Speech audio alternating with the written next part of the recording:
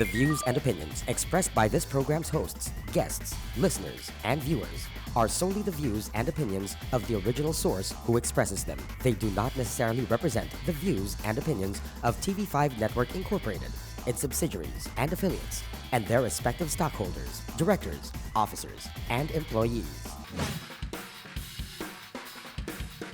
Sounding off from Los Angeles, the undisputed king of podcasting, who's all about the good times, Mo Twister. Representing New York City, a social media monster and co-creator of the Not Bill Walton Twitter feed, Chris Savage.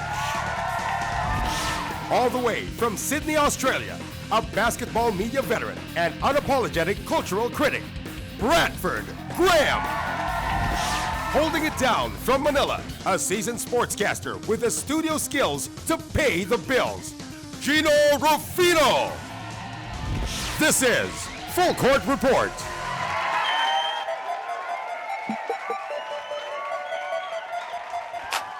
All right, welcome to the Full Court Report. We are four guys in four cities from all over the world giving our points of view on NBA basketball. My name is Mo. I am from Los Angeles. We have Chris in New York City. Brad is in Sydney, and in studio in Manila, Philippines is Jinno Rufino. And let's get to the hoop talks, kids. I'm going to throw the rock over to you, Chris, for quarter number one. Now, I know last episode you called a McHale firing, so I'm assuming you're going to spend a second or two to maybe pat yourself on the back on this one. You're on the clock, buddy. What do you got? Well, it was a little obvious. Anyone could have called that one. That team was just dysfunctional from the start. So obviously the big news on Wednesday in the NBA was the Houston Rockets did fire Kevin McHale after a 4-7 start. Right before he was fired, it was interesting that the team had a team meeting among the players, and I'm sure Dwight Howard gave a few tips on that one too, because he has experience on how to fire some coaches. But regardless, I think Kevin McHale, kind of got an unfair shake in a way, mostly because James Harden was holding the team hostage with his attitude and his lack of desire on the court. A lot of people are now calling him aloof, and it's getting leaked in the from the meeting that a lot of the onus was on him. But I have to lay some of the blame on Kevin McHale. The reality is that this is a players' league, and I've said it before in a couple episodes here. But what it turns into is coaches like Kevin McHale are, I think, a little afraid to do their job, and that they don't want to upset superstars. And just the reality of it is this: coaching in the NBA has a 30% turnover rate, if not more, year over year for the last few years. That's a high rate. So essentially what management is saying is they have no problem getting rid of their coaches, and they want to cater to their young stars or their superstars. These teams go through more guys than the Kardashians. Now, ask James Harden about that. He knows it from both sides. But like I said, this job security has coaches afraid to do their job. McHale wasn't making the necessary changes to get the team on the right track. He should have been taking some touches away from Harden. You had coaches in the last couple of years like Mike Brown, who was walking on eggshells with a few superstars. You had coaches like Mike Woodson, who would just let Carmelo or J.R. Smith put up some shots nonstop and, kind of give criticism to the young players instead. On the flip side, you have coaches who aren't worried about getting fired, and yet they get fired. You have coaches like George Karl, Tom Thibodeau, even Mark Jackson, who ran the team the way they wanted to, kicked off management, and the reality was management didn't like it, was very protective of their players. Even Stan Van Gundy, who was doing a good job in Orlando a few years ago, he couldn't get along with Dwight Howard. Dwight Howard ran him out of town. I'm going to start calling Dwight Howard pest control the way he terminates so many coaches. But we're in a situation now where it is a players' league, and that's just the reality. Mo, you asked me a few episodes ago, how is it going to stop being a players' league? So, one idea I have for that is management needs to stop pulling the trigger so quickly on these coaches. What they need to do is build continuity within the organization, and they need to give these coaches a longer leash so they can actually coach, a much longer leash. The other side of it. Do you think, though, maybe? Sorry, just to kind of jump off that real quick. Do you think that maybe when you put two or more head case type of players on a team, then you're susceptible from the coaches to get fired. We see teams that do well and coaches who last a long time because they, like we said again in past episodes, you have character guys on your team, and character guys who know not to blame the coach for their crappy play. I mean, it's not McHale's fault that the Rockets are terrible. It's the Rockets players are terrible.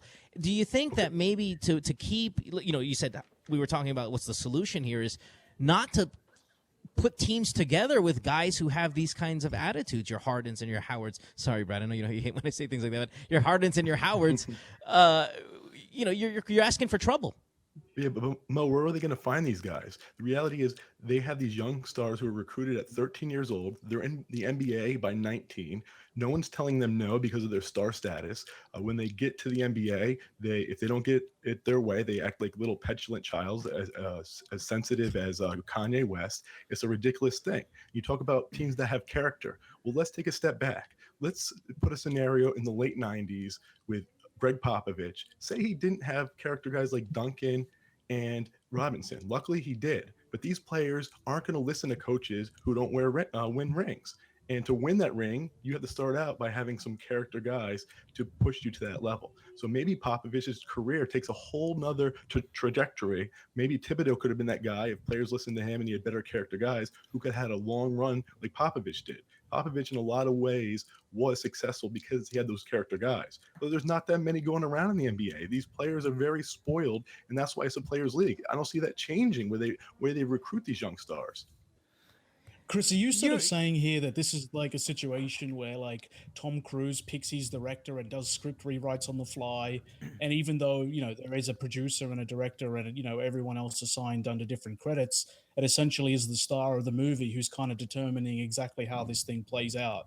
I mean, are you saying that essentially Dwight Howard and James Harden are in control of the Rockets because, as the owner of the Rockets has come out and said, we can't fire the players, so someone's got to fall on a sword? Where do you stand with who's actually running these teams and who's in control? Besides the Spurs, think of the largest superstars and the teams that have won titles or at least competed for the titles. They, for the most part, have put the coaches they wanted in place. When they didn't get oversight on the coaches that they wanted, then they really acted like, kind of sabotaged the team or gave an attitude to it. But think of even back to Michael Jordan. He got Doug Collins out of there and he wanted a guy he could relate to more who's going to give him free reign, like Phil Jackson. He gave Phil Jackson titles, so he went to LA, and Shaq and that player we don't want to name that starts with the letter K, we're able to listen to Phil a lot more because he already won the rings. And that's the reality of it. So they're more. Go ahead. No, as we're discussing this, the Rockets did win today, their first game without Kevin McHale. It come from behind, big win, an overtime win, and James Harden in this game, 45 points, 8 rebounds, 11 assists, 5 steals, and 1 block. Now, the reason why I point this out is, do you think that James Harden just didn't like Kevin McHale and just basically cruised in the first 10 games or so? Well, those are Harden's numbers when they win, and when they lose. What about 18 missed shots and 6 turnovers that he had today too? I mean, you have to look at the whole picture. And it was at home. On the road, he's putrid. He's awful on the road. Okay, well, Chris, you said something earlier to start the quarter off. I think it might have been your first line. You said anyone could have predicted that Kevin McHale was going to get fired, but it seems like the NBA community was a bit shocked. Magic Johnson tweeted out saying it was a big mistake. Rick Carlisle said it was preposterous that he got fired. Chandler Parsons was really public about it, saying it was a bad move. A lot of the people in the NBA community was like, wait a minute, this is a guy that took the team to the conference finals last season. He had a contract extension, not too long ago, and he's out after 11 games. Is it really that predictable? Or it seems like a lot of people are surprised by it. Well, they're saying it's preposterous. They're saying it's not fair, but they certainly shouldn't be shocked. Look at the trends of this league. That's just the way it's been for years now. They shouldn't be shocked. I think it's a joke. Should have happened after 11 games? No, but McHale was doomed this season. The fact that he got fired for George Carl was a little shocking, but he was doomed this season because he lost the locker room in a lot of ways and he lost his superstars. And that's a major problem in this league. So they shouldn't be shocked. Just look at the last 15 years. It's a players' league and it's an epidemic to me. It's not getting better. Okay. It's players' league. It's an epidemic. Give me the 5 coaches in your mind then that have a rock solid job. Like right now, this season, there's no way in hell they're going to get fired. Can you at least name 5? This season, I mean, you have Popovich. You have Popovich. I don't think Billy D in his first year is going anywhere. I think there's a lot of first-year coaches with a lot of talent that aren't going anywhere. So Billy D's not going anywhere in OKC. I mean, the funny question is David Blatt, if he doesn't get along with LeBron, he doesn't even have job security. So that plays to my point a little more. But just naming 5 at the top of my head. Well, maybe not even naming 5. Just give me a percentage. Like how much percent do you think that are so secure in their job? That are rock solid. If you have turnover of 30% year after year, so I would say rock solid is probably only 25% at most. But I mean, looking at who are the coaches available out there right now, I mean, Bickerstaff is the interim head coach for the Rockets. But who are the other guys out there that it's possible to take this job? Would you bring back like a Jeff Van Gundy? Vinny Del Negro. Oh, lovely. Let's not go there. Well, you can't bring Tibbs to this team, or they would absolutely have an outrage. And he's the best guy out there. There it goes again. They couldn't bring Tibbs to that team. Jeff Van Gundy, he already went to Houston before. He had winning years there, and he was gone. So was Adelman gone. The Houston Rockets are another organization that can't build continuity, and that's a major issue. Is the Rockets a team? Every so often you have these teams that are so good, but they could just never get over the hump and never get a championship or never even make the finals. Is the Houston Rockets that team now? That's 85% of the teams over the last 35 years in the NBA. Only a select number of teams win the NBA. I get a little more make the finals, but you're always going to have teams that are second, third, fourth seeds go out in the second round or Western Conference Finals. And if the Rockets management aren't okay with that, then they have to find a way to get over that hump. But it's hard enough as it is, and they're not giving any continuity. They can take a lot of steps back if they don't stay on top of it. One way to protect your job, Chris, is to give yourself the GM job. Yeah. I mean, and play your son. Oh wait, they shouldn't help you. Oh yeah, right. Okay. Hey, that's my this is my moment to bring up Austin Rivers. Yeah. No, well, listen, the blame is how much of the blame. Say a team is losing and off to an awful start as the Rockets were, as many other teams seem to be underachieving. How much of the blame really can you put on the coach? I know, Brad, that you and I have had this conversation kind of in our personal time, how you feel that coaches don't really even give that, their contributions aren't really felt so much in wins and losses because ultimately it's the players. Yeah, it's really the players. And in this case, like say with the Rockets, they're bottom 5 in the NBA in defense efficiency, offensive efficiency. It's the players' fault here. But how much can we honestly just say, it really is most of their problem. Most of the problem is just the players and not really the coaches. Not a lot. Can we say? Not a lot. Look at the teams that won championships. They have stars on their team. You need stars to win. Right. And there's also a big thing with managements of egos and balancing the need between executing, a certain kind of regiment, at the training facility versus in-game management, different kinds of coaches for different kinds of situations. But yeah, Mo, where I stand on this. I think when you get to the pros, these guys all have, entourages and they're all sort of their own brands and properties. And really what you got to do is you just got to find ways to manage them. You can't actually coach them because if they don't know the game by the time they get to the NBA, well, there's really sort of not a lot of room that, you can introduce sort of, wholesale changes to these athletes. So, for me, it's unfortunate what happened to McHale, but, unless you know who you're going to replace him with, I don't see why you would fire him so early. Was McHale too old school for the Rockets? But I mean, what does old school mean? I mean, that he wants to work his players to a good regiment and have them run plays properly. That's ridiculous. Like if that was what old school means, they need to buck up and take it and stop crying like little kids. But they're not going to, and the management will always cater to them. That's a problem. All right. Well, that's it for our first quarter. Thanks, Chris, for bringing up this, of course, timely issue with McHale being fired today. We're going to take a commercial break. When we come back, we have quarter number 2. I will handle that. I will do the point guard duties on that one. So stick around. Don't go away. See you guys in a bit.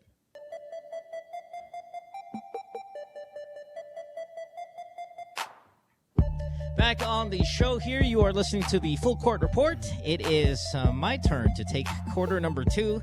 And in this segment, I'd like to discuss two topics, actually, and I'd like to start it off with the Golden State Warriors, the still undefeated Golden State Warriors. Now, because this episode, we taped this on Wednesday night, Thursday morning in your part of the world, Brad and Jinno, by the time we get to our next episode, which is Sunday, the Warriors could have tied, at least, or will be hoping to tie that on that day the greatest start in NBA history at 15-0.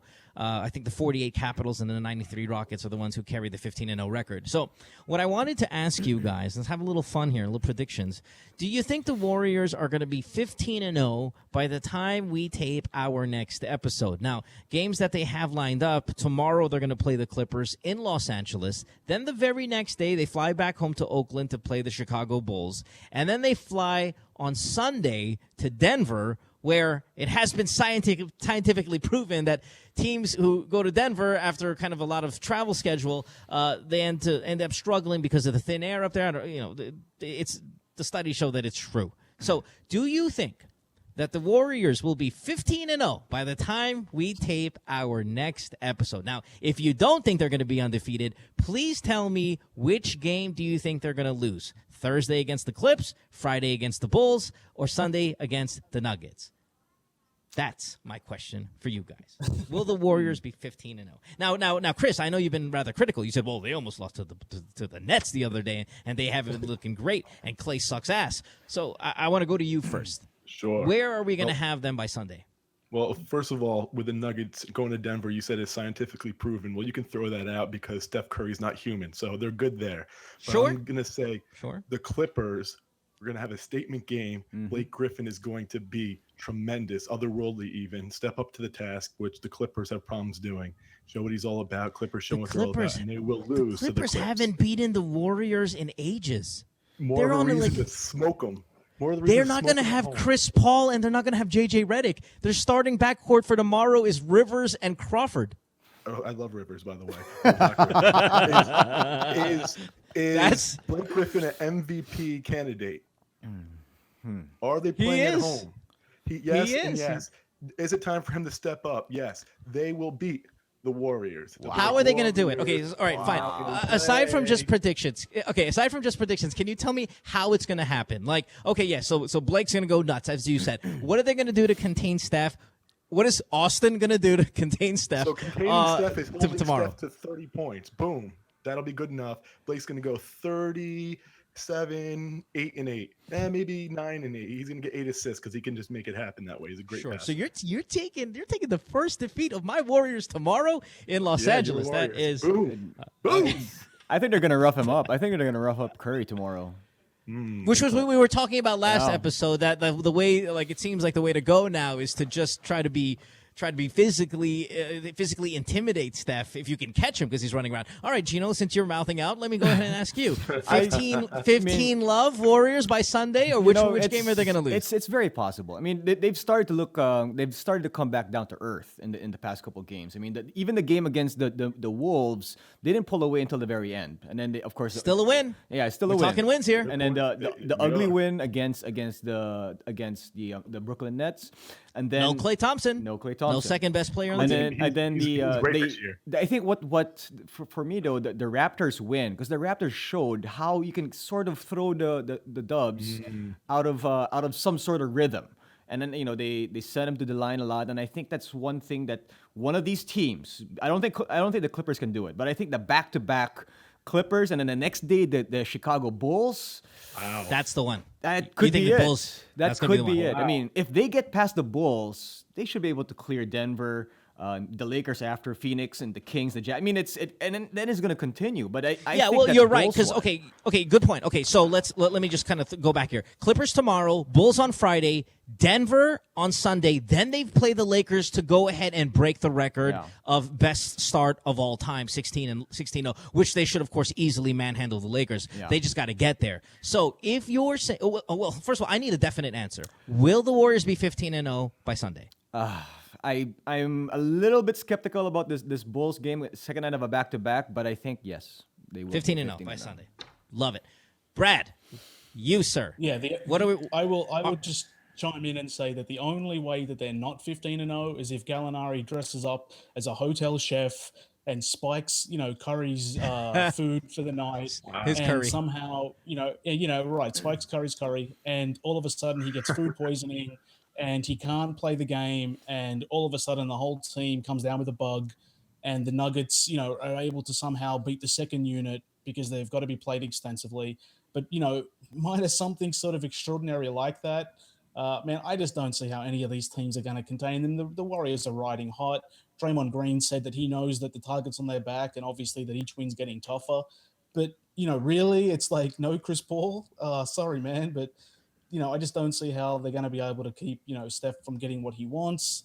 Unless he just gets bored and just decides to shoot left-handed. But even then, there's no guarantees that they'll lose. Sure. So, yeah, man. But that second one, the back-to-back against Chicago, but granted in Oakland, though.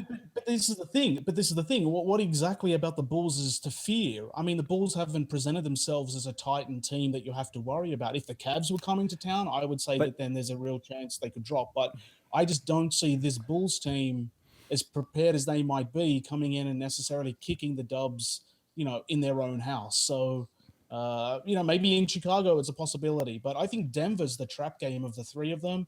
But even then, I still think that they're going to break the record, set a new mark, and become one of the all-time great, opening franchises. You know what? So I think the Bulls game. I think the Bulls game. I mean, if D Rose, who sprained his ankle, if he doesn't play, or if he does play, but he does play limited in a limited role, I think it's actually gonna help the Dubs. Help the Bulls. D Rose is going to be standing there and he's going to see three Currys coming at him. Like, what's he going to do? He's a weirdo. He's such a weirdo. No, but that's what I'm saying. But if you limit on the Bulls side, if you limit Rose, I think it's going to actually benefit them against the Dubs. You got Aaron Brooks then guarding Stephen? No, because or are they going to put Jimmy Butler on Steph? Will they put Butler on Steph to try to see if they can finally lock him down? I don't know if you can put Butler on Steph. I think is locking him down meaning hold him to 30 points? Is that locking him down? Yeah, that's your strategy for the Clippers to beat them. So Mo, we know we know you think they're going to go 15-0. How far will this go? Do you think they'll be 20-0, 25, 30? Well, of course, again, we were talking about who they have after that. It's a pretty light setup. So they have after the Nuggets, they have the Lakers. Then they have the Phoenix Suns in Phoenix. Then they have the Kings. Then they have the Jazz, Hornets. Possibly their first loss could be December 5th in Toronto. Because after that, it's going to be the Nets, it's going to be the Pacers, it's going to be the Celtics. I mean, those are all extremely winnable games. I think if there's a possible loss, it's going to be December 5th in Toronto. So you're against the whole trap game concept, huh? You're picking the next good team that they're playing after this straight. If it was a back-to-back in Denver, which the NBA has limited all teams in that case, then I would worry. But no, I mean, I think they're going to steamroll over the Clippers. The Clippers have not beaten the Warriors in a really long time. And then the Bulls game is the one that I'm worried about a little bit, but they should be fine there. The Bulls defense is not so solid this year. And then, of course, they're going to easily handle Denver in Denver. So who's stopping Blake tomorrow? Who's stopping Blake? Draymond, as he always does. Draymond's having a great year, man. Trust me. Andy Bogut has played well. Andy Bogut has played well. Listen, let's go to a team that blows ass, okay? And we're done with the Warriors. You better get his middle finger ready with that big ring on it because Blake's going to break it off. I can't wait during the commercial break where I'm going to give you a cash wager on tomorrow's game with the Warriors and the Clippers so you can put some money where the mouth is. All right. Wait, hold on. You know what? I think my quarter's done right now. We'll take a commercial break. No, let's go real quick to the Pelicans. This might be slightly controversial only because we're already, just 11, 12 games in for the Pelicans. Should New Orleans consider this already a lost season, maybe tank a little bit? I know you hate it, but in the hope to get a high-quality player in the draft to pair up with Anthony Davis. Now, Eric Gordon might be gone after this because it is his contract year. Tyreek is not going to be back for another month. Drew Holiday is on a minutes restriction until January. This team isn't deep enough to make a playoff run, and to see the way they've started right now, I mean, it might be a good plan. Let's just call it a year and then load up. Wow. The new system is going to take a long time to get used to. Or at least it looks like all the money for the season ticket holders, because I don't think the people in New Orleans are going to be too happy about showing up. Already they're struggling with the you don't admit a tanking. I mean, you do like Philadelphia does. You make it obvious. They're 1-11 to start the year. They've got the Spurs next. I mean, but that'll put them 1-12. They've got a tough schedule coming up. They could easily be 1-17 by next week or the week after. at that point, you have to start doing the math. There's just no way we're going to make a playoff run with this squad. I don't think they need to try to tank. I think they're just going to lose anyway. Well, that's a different story. They're just but confirming. I mean, listen, the confirming that you can possibly get a high draft pick. And there are some good boys coming out. There's some promising guys coming out for next year's draft. Don't you want to pair one of those guys with the Brow? Well, listen. First of all, there should be a special place in hell for teams that tank. But we know that, but it works. Statistics and stuff like that. Give me some mathematical background because it's not there that teams that tank are a success. Bad management is bad management. Unless there's some next level transcendent star coming out in the draft, teams that tank, they don't do much better throughout the next 4 years on the rookie contract. But is it bad management in NOLA, or they just have bad luck? They've got a ton of injuries. It's bad luck. They got injuries. The coach system, the change, the overhauling of the system. The tanking might be a good idea. They've got a capable coach. In what way? So to alienate your fans, to not be competitive, to not play for the pride of the game? That's okay. Just for trying to get a better pick going next to the Brow. Okay, well, okay. I know that we have a restriction on Laker talk, but Jinno, last year, maybe there was a time where you Laker fans were upset when the Lakers would win. You're like, why did you win that game? We needed that game. We needed that loss. They drafted Russell. How'd that work? Okay, well, that's their problem. But I'm saying the fan base, if the argument is the fan base like being ticked off by it, there comes to a point where when your team is so out of it, you want them to lose to get that better chance of getting a better player. Yes, Jinno? Go somewhere else. I just don't like the idea of tanking. Period. That's you just saying that right now. No. It's off the mic. It's a good idea. But I mean, it's you. If you're the Pelicans, I really don't think they're going to win no matter what they do. I mean, they just don't have the manpower. They don't have a bench. And plus the fact that most of their players are hurt, so I mean, it's that reality, the acceptance of there's no way we're gonna win, so we might as well just lose. Grab a hot little piece over there at the lottery. I mean, at the draft, and all of a sudden you pair him up with the Brow, and you've got a pretty good team, even if you lose Eric Gordon. All right, we're up. We're Tim done Duncan here. coming through that draft. There is no Tim Duncan coming through. Sorry. That Simmons boy looks mighty hot. Oh, come on, here we go again. He's like Michael Oliver Kennedy to me. Oh, wow. You're fired. Hold on. I got to take that break right now because we got to talk about money. Take a break. When we come back, we have the halftime show here on Full Court Report. Don't go away.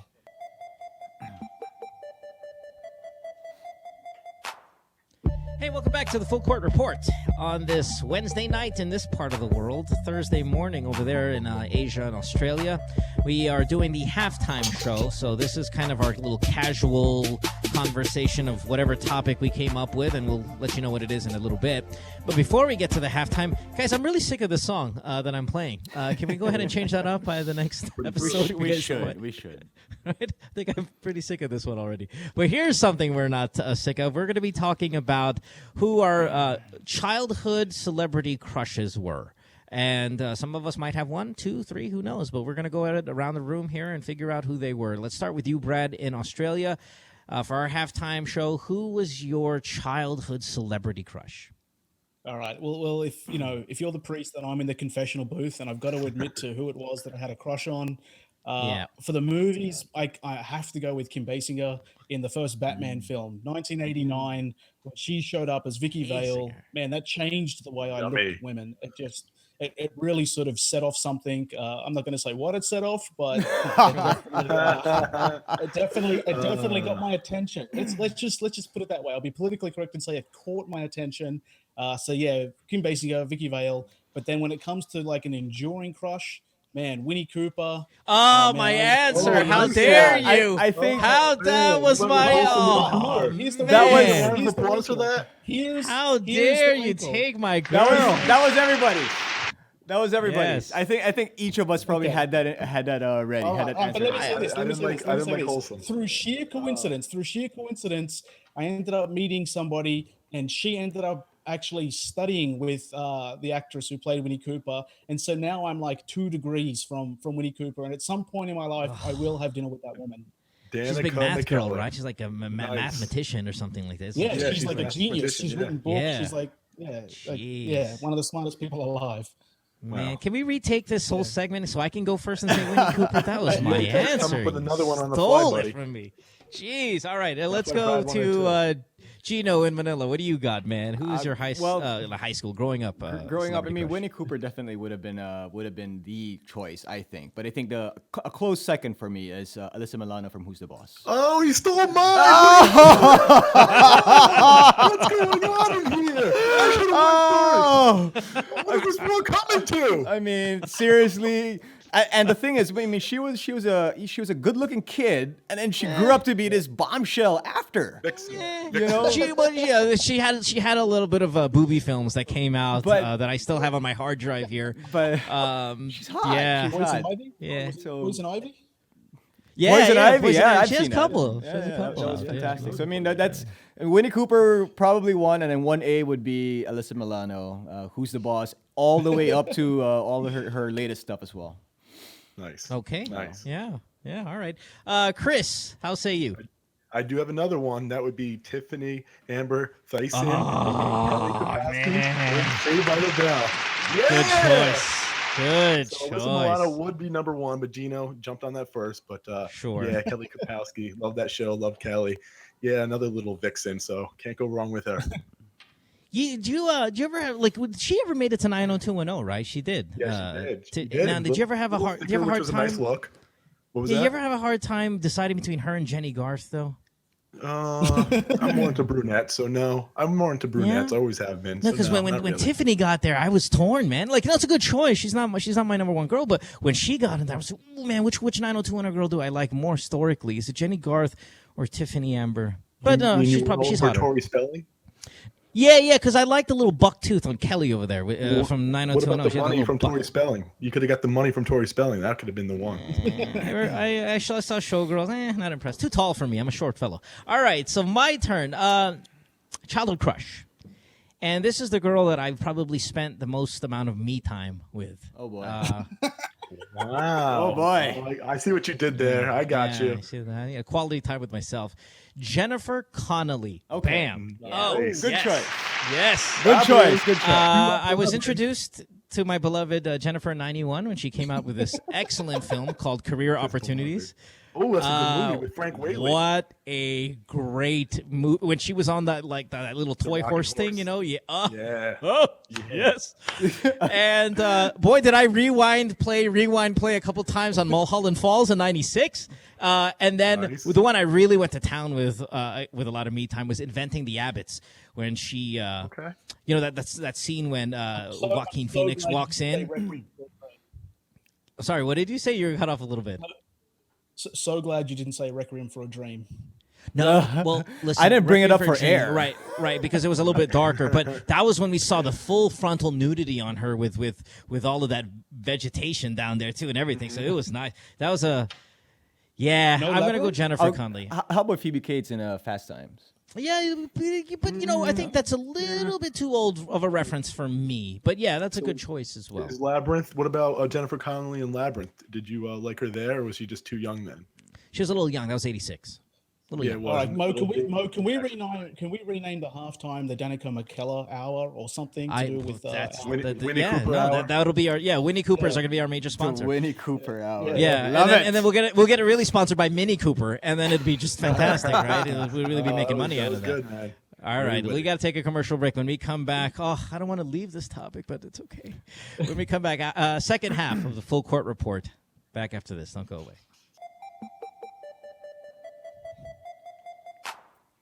And we're back here on the Full Court Report. We are starting off our second half, and I believe, Jinno, you are running point guard for this quarter, so I will pass it off to you, my friend.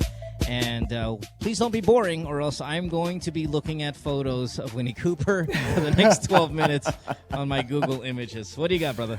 All right, thanks, Mo. I want to talk about the 6-4 Miami Heat, who have been kind of floating under the radar here early in the NBA season. And, of course, this team, actually, in the Eastern Conference, very good. I mean, Bosch has been pretty good. Dwayne Wade has been pretty healthy, and he's missed maybe one game, maybe 2 games.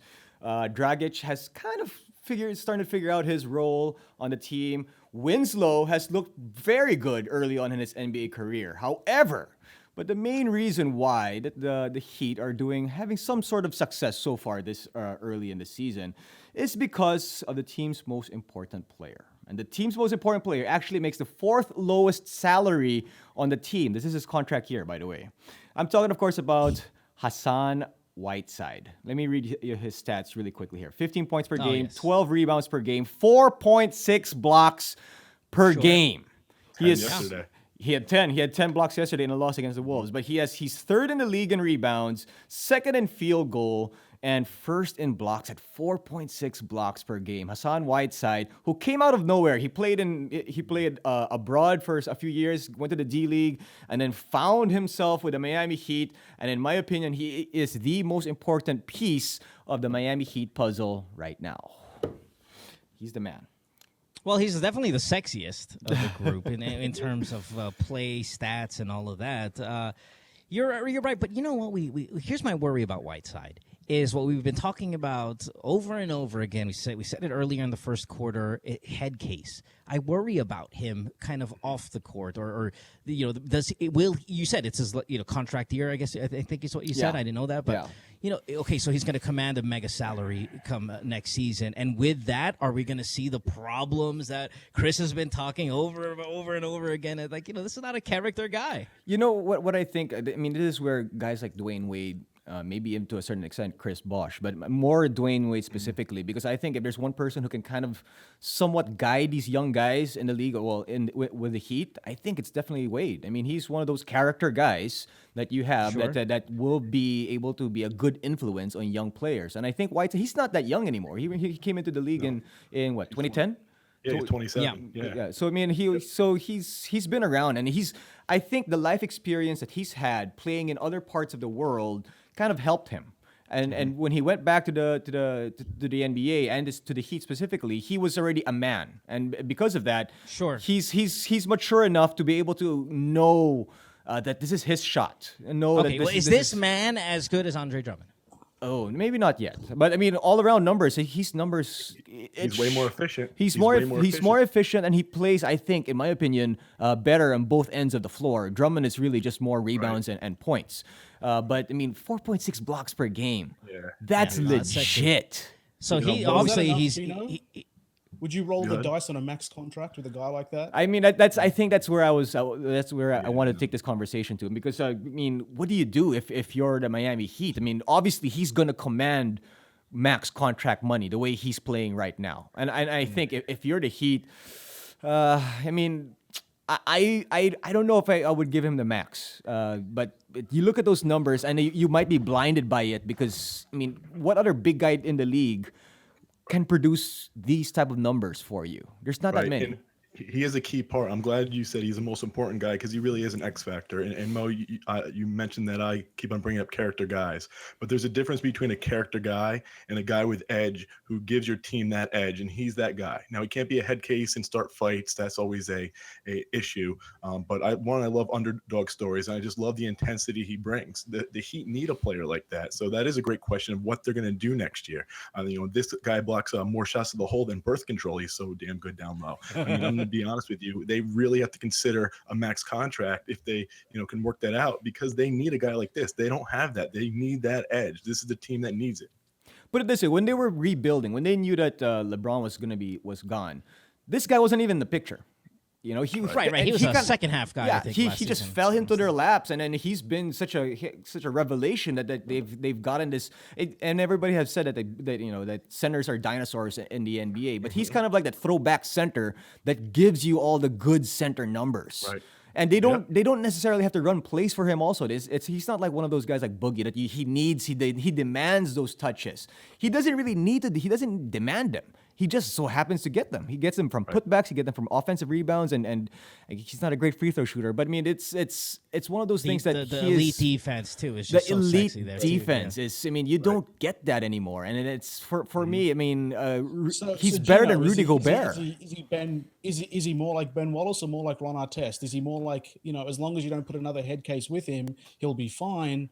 Or do you think that he's transcendent like Ben Wallace and can just, guide this team essentially to a championship? I mean, where do you put Whiteside's upside? Whiteside has tremendous upside. I think he's just going to get better. I mean, he's going to get better. First of all, he's got to learn how to hit his free throws more consistently. And I think offensively, he'll figure out a few things, a few moves here and there that he should be able to work on. But I mean, you can't really teach defense too much. You can't really teach hustle too much. You can teach defense. But and this guy already understands that side of the court. And I think if the Heat, in my opinion, they could be as good as a number 3 seed in the Eastern Conference. And I think Whiteside is the key. I mean, of course, Dwayne Wade has to be healthy. Of course, Chris Bosh has to be able to get his numbers. But I think Whiteside is going to be that guy who's gonna he'll be the difference maker. He's going to be the difference maker because Whiteside. Go ahead. Yeah. I mean, keep in mind, Whiteside, this is not like some overnight fluke this year. He was very efficient, in less minutes last year, but this year he's showing it again in about 6-7 more minutes a game. But it's interesting that you brought up Wade. Wade has been healthy this year, but if you look at the last 3 or 4 games, he's been starting to fall off a little bit. Production's going down. Shots are going down. His body is falling apart little by little. So, I mean, that is a concern, whether he's playing a bunch of games or not. It is a concern, and I think that's one of the reasons why guys like Dragic and even Winslow, even as a rookie, will be a key factor here for the Heat, because you're going to need to limit Wade's minutes a little bit, probably starting December, and then you're going to see some of these guys. And who better? If you're Winslow, you're coming into the NBA. There's not many people better than Dwayne Wade to guide you. These Miami Heat fans, if they're going to sort of pin their hopes in the future on Whiteside, I don't know if he's a franchise center that you can build around. He's tremendous defensively, but you can't build around this guy. You need him as a So Brad, what are you saying? No max on Whiteside? I'm saying go out and spend your money on Rudy Gobert, or go and get someone else that's just as talented or has as much upside. And look, he's performing now, but he's only performing. Going to command max money from at least somebody. You got to spend your money. I get it, but man, like as long as Bosh and Wade is there, he looks great. Take those 2 guys, out of the picture, and all of a sudden, how long is Wade going to be there? His body's falling apart so quickly. But that's why he's not a guy that you build a franchise around. But he is the second piece to a puzzle.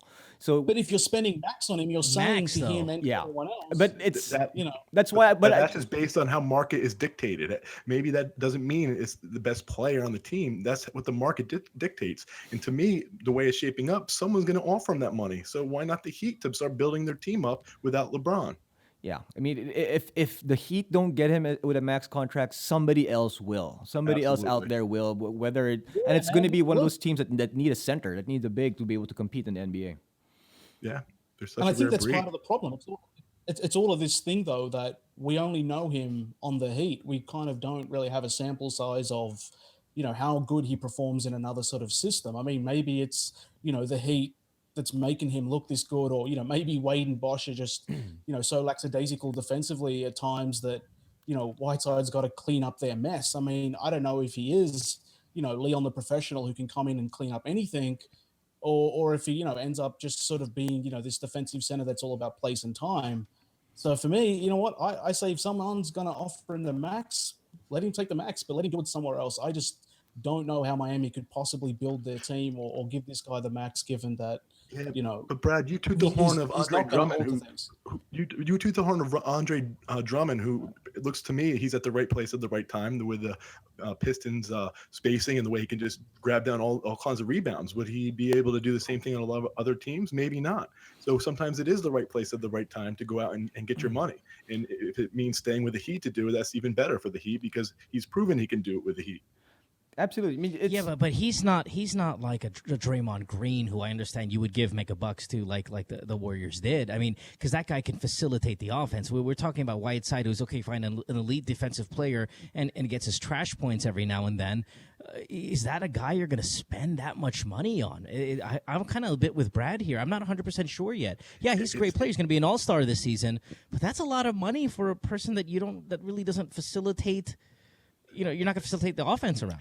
That size and that defensive prowess will also dictate that in the market. It all comes down to what the market dictates, whether you think that person's worth it or not. And based on his skill set, his size, and what a lot of teams need, it will dictate it. He will get max offers. He just will, bottom line. I mean, I could imagine a team like, Dallas Mavericks, Don't say Lakers. I wasn't, but the Dallas Mavericks could offer Whiteside a maximum deal over the summer. I mean, they tried to get DeAndre. Yeah, but that's because Cuban's crazy. Yeah, of course he's crazy, but that's the point. Someone's gonna offer it. That's a market dictates it. Yeah, so somebody's gonna offer Whiteside the big bucks, and if the Heat want to retain him, and if they want to remain competitive in the Eastern Conference next year, they're gonna have to cough up that money in order to keep him there. Remember, Mark Cuban spent money on Eric Dampier ahead of Steve Nash, so I don't know if Mark Cuban can be trusted. Right. Well, people make mistakes. All right, we only got we got less than 2 minutes here. But, you want to maybe throw out a quick a projection on the Heat? How do you like them? The Heat this year. I mean, obviously in the Eastern Conference. I mean, despite how I guess the Cavs. What LeBron has said about the Cavs recently this past week. I think it's still going to be the Cavs, maybe the Bulls, but the Heat are right there. I mean, the Heat are the Heat a top 10 team in the NBA? They're a top 3 team in the Eastern Conference. I'll say that. I'll go as far as saying that. They're a top 3 team in the Eastern Conference, and I think they could be a dark horse entering the playoffs because if they get lucky, and who knows what can happen in the playoffs. If we saw that a little bit in the Eastern Conference, but I just well, as much as you think Whiteside is a key player, and he is, yes, I think for them to go deep and make a deep playoff run, or even maybe upset the Cavs, you got to get more production out of Goran at point guard. It's just it hasn't been a good start for him. It hasn't been a good start actually in his entire experience here with Miami. He needs to be clicking if they want to make a deep playoff run. And that I think it's going to happen when they kind of limit Wade's minutes. I think Goran is going to be looked upon in order to kind of carry this team offensively. Yeah, I'm with Jinno on this one. Bosch has looked good too. I'm with Jinno on this one. All right, let's take a break. Thanks, Jinno, for quarter number 3 about the Heat and Whiteside. When we come back, it's the 4th quarter, and Brad is on the clock when we return. Don't go away. Back after this. Welcome back to the Full Court Report. It is quarter number 4, and we go to Sydney, Australia, and talk to Brad. Brad, I know, again, this was an off-air conversation. You're saying it was near impossible to be an NBA fan and not have an opinion about Russell Westbrook. You were saying that he doesn't really care about what outsiders think, but he is certainly listening. So let's go ahead and take it to OKC's other sheriff, Russell Westbrook, with Brad here. What do you got, Brad? Thanks, Mo. Last week, Russell Westbrook turned 27, which actually means that he's only now entering the prime of his career. And I guess that's, a super scary thought. Yeah, right? It's like every day is Halloween with Westbrook around. You just, don't know how scary things are going to turn out. But, Royce Young, who writes for ESPN, Thunder beat writer, measured guy, knows what he's talking about, recently, said that Russ is a point maker and not a point guard. He's the evolution of the position, some sort of amalgamation of someone who gets you points, but is also a setup artist. And, Royce even went as far as to call Russ the complete point guard, which, the second he said that, man, I got triggered with all sorts of thoughts of the Emperor from Star Wars, saying something complete. And so it's one of these things that, maybe Russ has turned to the dark side, and maybe by doing that, he has become this complete point guard, but there's also been a trade-off in the process. And, he's now a little bit of a tiny Archibald, he can get you 30 a night. And yes, he's pacing the league in assists right now, but there seems to sort of be this sort of weird friction point where, we're not sure if this is KD's team, if this is Russ's team. And maybe the team has some sort of 4th quarter identity crisis. But then again, as the two guys have sort of said repeatedly, they can coexist. And maybe it's a binary solar system where the two stars can, live side by side and flourish. But I guess the point I wanted to make, and the reason why I thought Russ makes sort of an interesting topic, is that not only do we all sort of feel strongly about Russ in a variety of ways, but doing some research in the last 30 years, if you take Jason Kidd, Rondo with the 08 Celtics, and Magic Johnson, as far back as you really have to go here, very few NBA champions have ever been led by an actual traditional point guard. So the whole idea that Russ needs to pass more, that Russ isn't, some sort of, throwback is really an absurd comment, because champions are rarely sort of driven by their point guards. Isaiah wasn't exclusively a playmaker.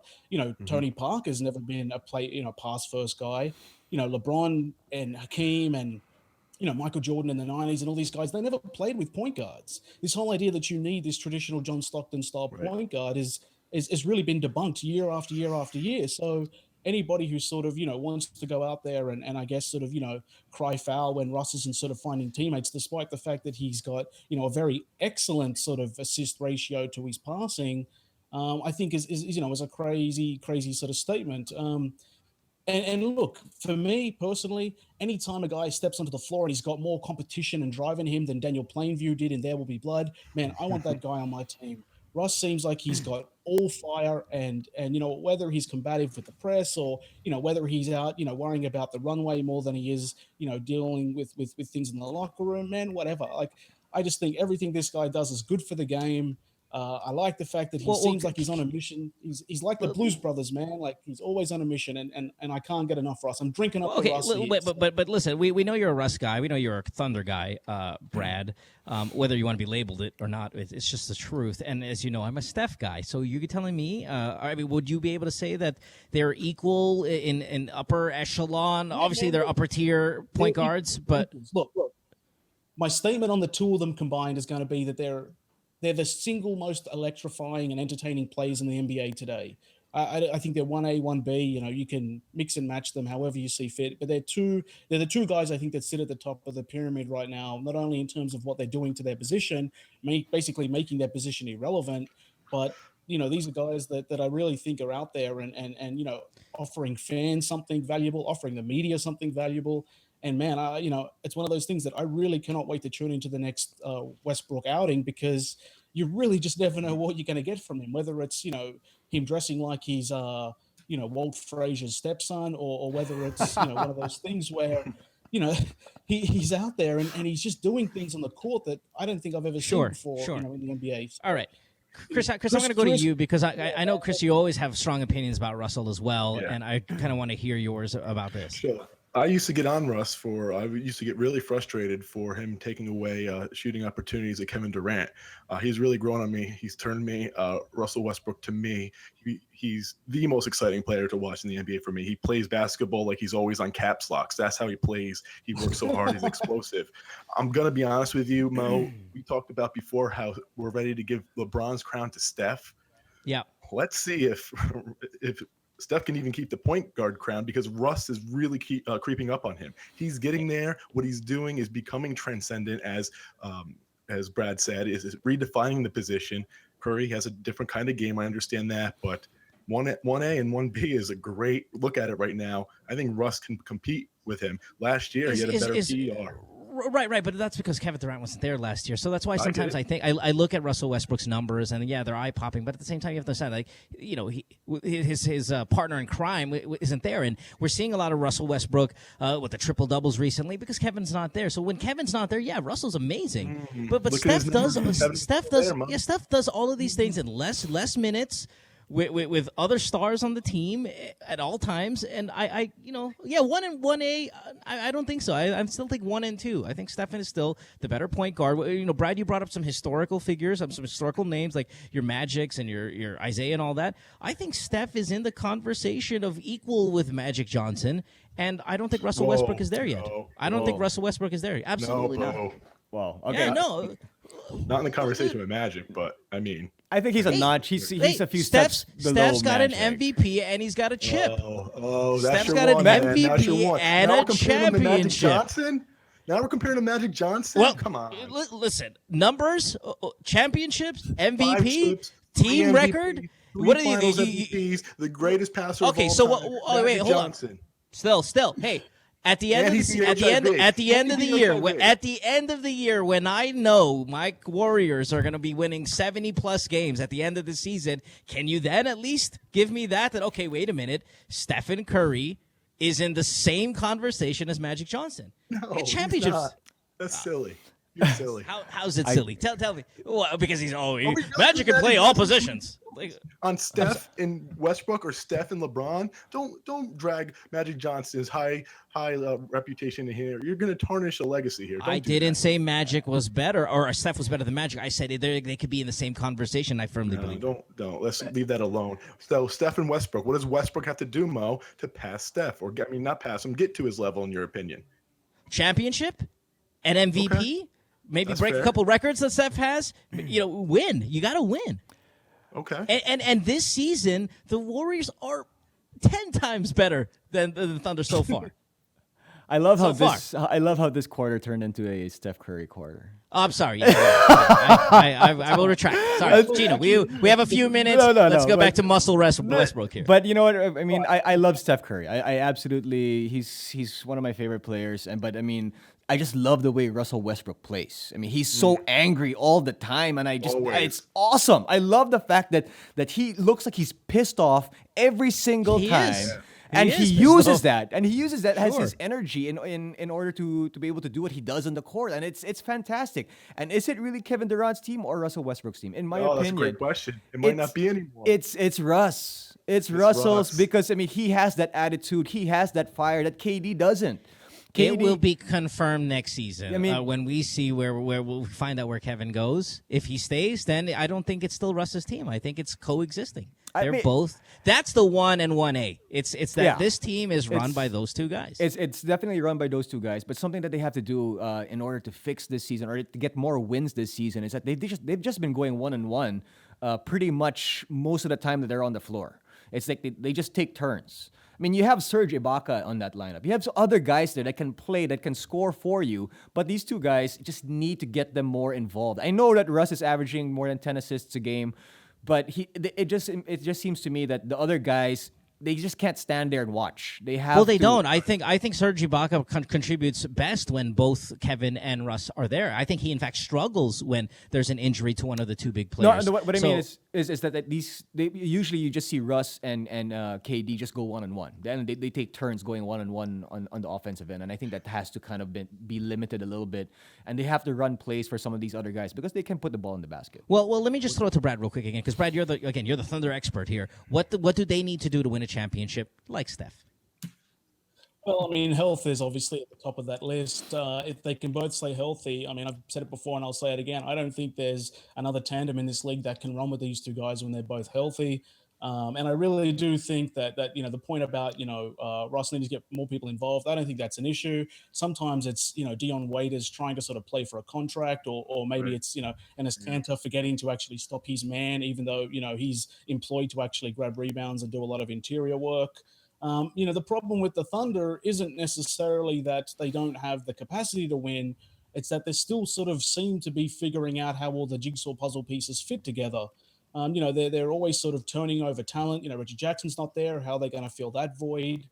And they've got a new coach and a new system, and they're learning how to play away from the ball. But at the end of the day, man, when Westbrook gets into his Wolverine berserker mode, I don't think any of this matters. I just think at the end of the game, if he's going 1-on-1, I don't think there's a single player in this league that can stop Russ from getting what he wants to get. The only person who gets in Russ's way is Russ himself. And, it's one of those crazy situations where, that could be the flaw. Well, that's the thing. He's his own worst enemy. He might be his own worst enemy. But the beautiful thing about this Thunder team is that if Russ, for whatever reason, just can't come through, man, he's got the single greatest scorer of his generation running with him. Real quick. If Kevin doesn't come back, if he doesn't come back next season, is this going to... You're saying that he's... So you're saying the hamstring keeps him out this season, or you're saying that... No. I'm talking about, like, say he goes somewhere else, free agency. What do you think that's going to do to Russ's game? Is it just going to is it going to highlight how amazing he is as we've seen last year? Right, but it didn't translate into wins, though. My point is, what is it going to do for his legacy? It didn't translate. Right. How do you replace Kevin Durant? You can't, but you can replace with a couple players within that salary. They haven't won with the tandem. They lose Kevin Durant. My question is it going to hurt? Is it going to hurt Westbrook's legacy, or is it just going to make the berserker mode? We're just going to enjoy his legacy. And next time he plays the Warriors, he's going to run through Steph Curry like a savage beast. Boy, that's 3 statements you've said today that are completely false. I remember the second one, but bet me on all of them. Sure. Hey, look, the only way to stop Russ is to get Riley out on the court in a Steph jersey, and then she'll just win him over with cuteness. There you go. Fair enough. All right. That's we're wrapping up here, fourth quarter. So let's take a commercial break. Thanks for the great conversation, by the way, Brad. That was excellent. We'll take a break. When we come back, we have our overtime segment here on the Full Court Report. Back after this. It's overtime here in the Full Court Report, and during this time of the show, we're going to be talking about things that's related to basketball, but not really basketball. We're talking about kicks. We're talking about kicks, sneakers, Controversial. Obviously, and if you're a basketball fan, a lot of people just, they look at the shoes when you're on the court, and they kind of, it's become such a big culture around the world. People falling in line for days just to get the latest pair of their favorite sneakers and all that kind of stuff. So we're talking about our favorite kicks of all time, and I'm setting it down under. To Bradford. What do you Brad. By the way, Brad, if you guys don't know, and we've never really established on the show, but Brad's really a sneaker head, right, Brad? I mean, you've worked at publication regarding basketball shoes and all that good stuff, right? So, right. I mean, look, if you want full disclosure, yes, I've been employed to write about sneakers, and I've traveled, to all parts of the US to cover footwear releases and interviewed a number of athletes and designers. I guess about the industry. So, I guess out of the four of us, I might be considered the go-to, but man, there are some sneaker porn collectors out there that I just can't compete with. So in this context, sure, I'll put my hand up and say I can roll off some of the classics and have an open discussion, but I wouldn't confess to being one of those people that basically is going to have a monument built after their collection. I don't have a garage full of 600 pairs. Right. But you're a solid resource person. So what would be the number one favorite of all time? Right. So my favorite pair might not be the conventional pick, but it's actually the shoe that got me started into really giving a crap about sneakers, and that's Reebok's Question. I love Iverson's first shoe. I think that when he exploded onto the scene, crossed up Mike in his rookie campaign 20 odd years ago, and everything about that shoe and Iverson's blazing a trail and the partnership with Reebok, who was my favorite brand at the time because of the Shacknosis, because of the D Brown pumps, everything that was going on in the landscape. Man, I was an impressionable young mind. And then those questions showed up, and I was like, I don't care how many chores I have to do around the house. I'm putting every dollar I got aside until I can own a pair of those. So Iverson's first kicks, they will always be my favorite pair of sneakers. That's the one with the blue toe tip, right? Right. They'll come in a number of variations, man. But it's the hexalite bubbles that are on the sort of, front of the sole. Yeah, trust me, you'll know them when you see them, and Reebok's reissued them a number of times. So thank you, everyone involved, for bringing that to my world. What about you, Mo? Chris, how are you guys feeling? What are you rocking all time? I'm not really a sneakerhead by any means. So I think my answer you said, and I think you said it again. I'm not an expert, but the Reebok pumps, the Shack Attack ones were kind of one of my favorite ones to look at. I liked the Nike Pippins, the one with the big air on the side. That was kind of a favorite of mine. And maybe if there's a holy grail of shoe, it'd have to be the Air Max, the Back to the Future one. I know they're coming out with the Power Lace one and all that stuff, but that has to be on the list of holy grail. Though I've never seen one in real life before, so I can't really say with authority that's my favorite. I should at least have touched it. Get your hoverboard. I would go the pumps, the Pippins, and the Back to the Future one. All right, Chris, how about you? Okay, for me, it's a classic, 90s classic. It's the all-white mids Air Force Ones, but where I'm from, we call it Uptowns. Uptown, baby. I love those bad boys. Yeah. You could wear it with so many different outfits, especially rolling up with the jeans. Just such a 90s thing for me. I love those things. And once in a while, I'll still buy a pair. Not so much anymore, but I really do. That's my thing right there, the Uptowns. You can't go the all-whites Uptowns. You can't go wrong with those, huh? No, you can't. You really can't. Is that the one the gangbangers wear, or is that the Cortezes? Gangbangers? No, what are you talking about? Yeah, the 90s, the gangbangers, the vatos, man, the ones that held me up on the street corner. Yeah, those the Cortezes, or are those the Air Force Ones? I remember one of those. Air Force Ones, Uptowns. All right. I'm surprised none of you guys have mentioned any Jordans. I mean, that's for me. That's where it starts. Which pair, though? Which one? It's hard. I mean, I'm such a Tinker Hatfield fan that I would go with one of Tinker's creations. I mean, I love the 11s. I love the 5s, the 4s. But I would actually think, I mean, it's a little strange. You won't hear it too often, but I think the Jordan 6 is something that I love. And it's one of those things. I guess I got to Google this stuff. It came at the right time. that that I was old enough to fit into adult shoes. Man, your yaya wasn't putting those on you. So you mean you could fit into adult shoes now? I fit in adult shoes now, but I mean when the Sixers came, because when the fours were out, I was still wearing kitty shoes when the fours were out. So I mean when the Sixers came out, I had the adult Sixers, and it was fantastic. I just have this is what a young Jinno sounds like. Yaya, please give me my Jordan 6s. And of course, this whole house staff comes over and... you know what? Let me just say this. I can't believe, Jinno, that you didn't pick the weapons by Converse for Magic Johnson. You call yourself a Lakers fan? Come on, man. Jordans, he's your mortal enemy. Magic Johnson shoes. No, Steph Curry shoes are a lot better than Magic Johnson shoes. Ooh, that's right. No, Damn it. You better recognize that's right. All right. Hey, listen, our overtime is done. We knew this was going to breeze right by when we were talking kicks, but thank you very much for an interesting question and some great answers there from you guys. All right, so that concludes our episode of Full Court Report tonight. I want to thank the staff that does a great job. We've kind of failed to mention them sometimes, but George, Bernard, Ralph, all the other guys over there. Thank you for doing a solid job here on our show. I want to thank all our subscribers that spread the word, that download our show. We appreciate you guys. Please continue to do so. And we will see you again Sunday night, U.S. time, Monday, Australia, Asia, for more of Full Court Report. Guys, just throw you around the room here. Anything else you want to say? One-liner before we head out. How about you, Jinno, first? Just follow me on social media, be it Instagram and Twitter. It's at Jinno Rufino, at JINNORUFINO. Gotcha. Brad, what do you got? Follow me on Twitter. That's at Backpack Baller. And if you do so, I post questions after each show.